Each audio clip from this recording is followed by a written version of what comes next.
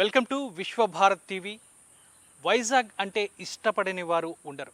ఎందుకు అంటే పచ్చదనం పరిమళించేలా ప్రకృతి సోయగాలు, ఆహ్లాదాన్ని గొలిపేలా ప్రముఖ పుణ్యక్షేత్రాలు, దాదాపు 30 కిలోమీటర్ల మేర సుదీర్ఘ సాగర్ తీరం, విశాఖ అందాలు పర్యాటకులను విశేషంగా ఆకట్టుకుంటాయి. అయితే ఈ విశాఖ అందాలను అద్దాల బస్సులో, అది కూడా డబుల్ డెక్కర్లో వీక్షిస్తే ఆ థ్రిల్లే వేరుంటుంది కదా.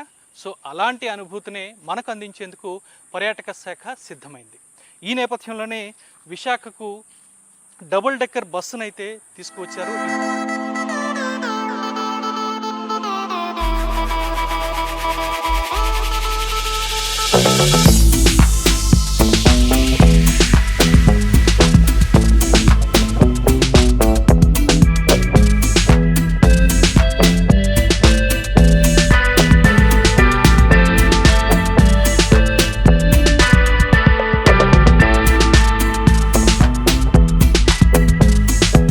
ఇటీవలే సక్సెస్ఫుల్గా ట్రయల్ రన్ కూడా పూర్తి చేసుకొని ఇది రోడ్లపై పరుగులు పెట్టేందుకైతే సిద్ధమైంది.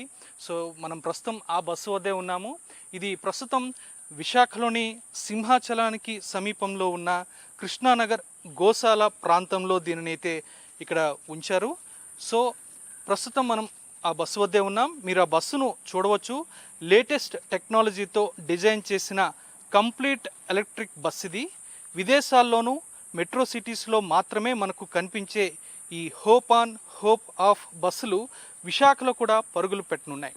ప్రస్తుతం ఒక బస్సు విశాఖకు చేరుకోగా దానిని సింహాచలంకు సమీపంలోని గోశాల వద్ద ఉంచారు.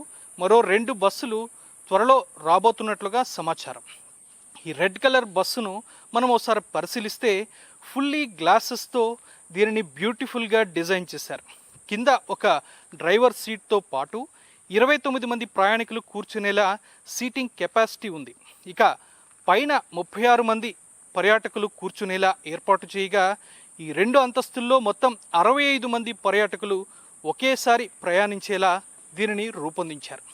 సెక్యూరిటీ పరంగా ఇన్సైడ్ సీసీ కెమెరాలతో పాటు బయట అంటే వెనుక వైపు కూడా సీసీ కెమెరాను ఏర్పాటు చేశారు.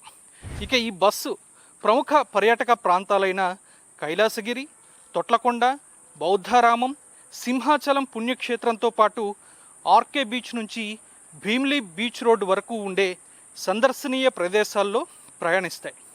ఇక ఈ డబుల్ డెక్కర్ బస్సుల్లో ప్రయాణిస్తూ విశాఖ అందాలను చూసే పర్యాటకులు మరో సరికొత్త అనుభూతి పొందుతారని పర్యాటక శాఖ చెబుతోంది. అయితే ఎప్పుడెప్పుడా ఈ బస్సులో ప్రయాణిస్తామా అని విశాఖ వాసులతో పాటు పర్యాటకులు కూడా చాలా ఆసక్తిగా ఎదురు చూస్తున్నారు.